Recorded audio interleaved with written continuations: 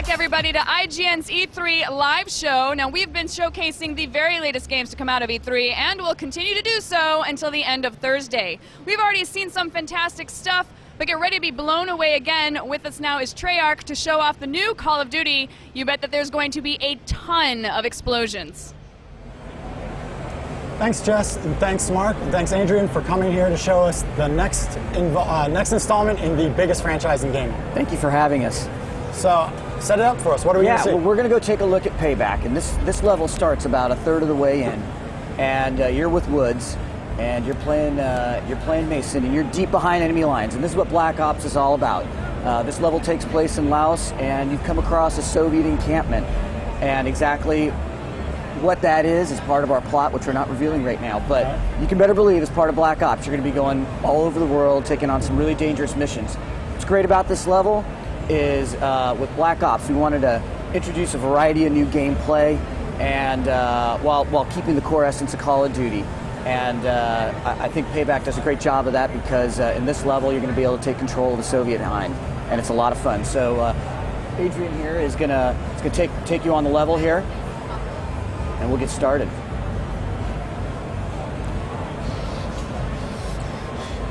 See the Hind?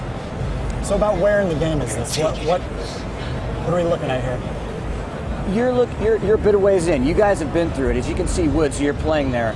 He doesn't take crap from anyone, and he's definitely been roughed up. But as the level's called, he's going to get some payback.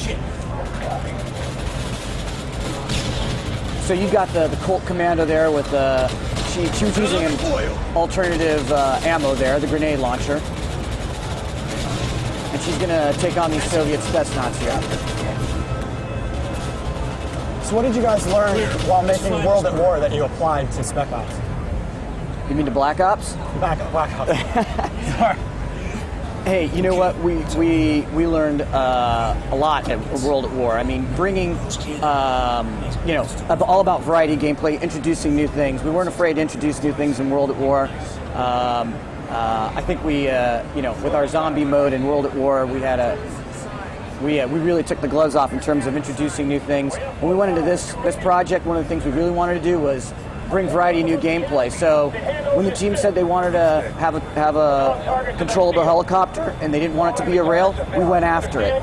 And when we said we wanted to do big, massive, expansive environments, we went after it. Putting together this level required some significant technical enhancements. I think it showcases off the new streaming technology that we've got. These environments are beautiful. We couldn't have done that with World at War. We knew what the limitations we had in our engine were. We worked on enhancing it for this project, and this is the result. It's really proud of the team, really on all fronts, design and art and tech. The whole thing really came together. As you can see, every single thing that Riz here is shooting at, whether it's a rocket or a gun, has a different explosion effect tied to it. So the effects team really went to town. The controls, the designers really went to the controls. You're a badass Black Ops, and this is a Call of Duty game. We didn't want to make it so when you got in this helicopter, you had to figure out how to learn how to fly this thing. If you can play Call of Duty, you can pick up this controller and fly this Hind. And it basically turns into the most destructive weapon you've ever held.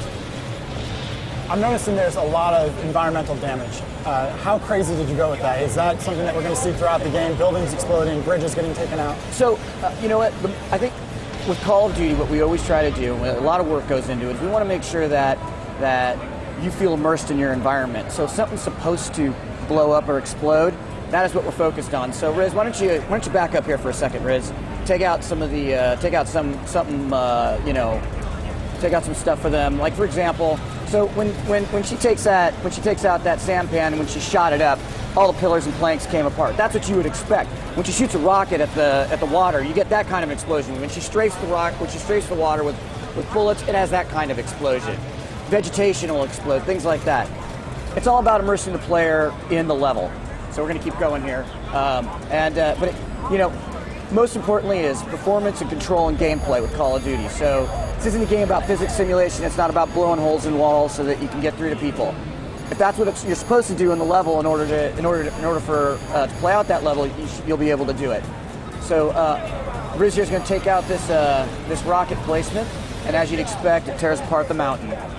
Riz, take out that bridge in front of us. So when she takes out the bridge in front of us there, you'll notice there's chunks of concrete come out. If she peppers this with machine guns, the kinds of explosions you get are different than if you take it out with the rocket. Take out some of these guys here with the rockets so that we can send some of these trucks over the embankment. So a lot of physics applied to this, not just to the helicopter movement, but to all the explosions and all the effects. Love the emails going around about we need to have more people running around on the ground. As Rizzo comes in here and she takes out, you guys have come across the Ho Chi Minh Trail here. We wanted to be able to realistically depict what that might look like. And so we needed to make sure that we had a little bit more population going on the ground. When you're taking out all of these different buildings, concrete, dirt, vegetation, everything's exploding. So yeah, this level is incredibly fun to play. The designers really fine-tuned this. It's built for fun and really lets you take control of this hind and unleash havoc on all these enemies here. So as you can tell, she's just taking out this bridge, and it is just going to get destroyed. Depending upon where it explodes, where the bridge will explode. Do me a favor, pepper these pipelines, these oil pipelines with some different ammo, just so you can see how it might work differently. Yeah. So the setting and time period is one that a lot of video game designers don't approach because it's a bit sensitive. How are you going about doing the storytelling for this that kind of gives it a sense of realism and yet doesn't, step on any toes? So we do our research so that when you're looking at something, or and whether it's an environment or you're looking at characters or you're playing, those are, we do strive for some authenticity there to make sure that the player's immersed in it. But this is our own creative associated with it, and it was inspired by learning about a lot of the Black Ops missions that occurred during the era. Good job, Riz. So we definitely,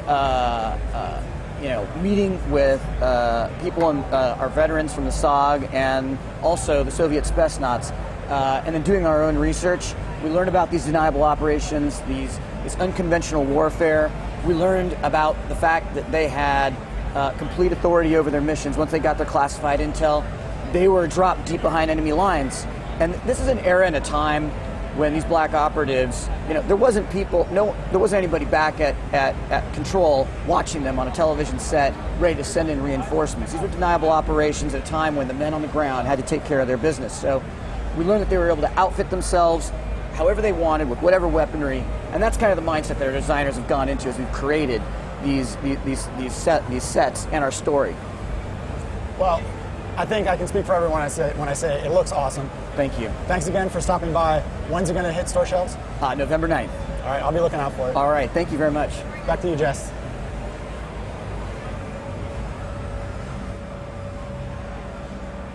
Looking good. Thanks for stopping by, everybody. So what did you guys think at home? Better than Modern Warfare 2? Send us your thoughts by following our Twitter at IGN, #IGN Live. We're going to take a little break right now, but the show will go on at 2 p.m. amid a hail of bullets. Bulletstorm will be in the house along with another giveaway. See you soon.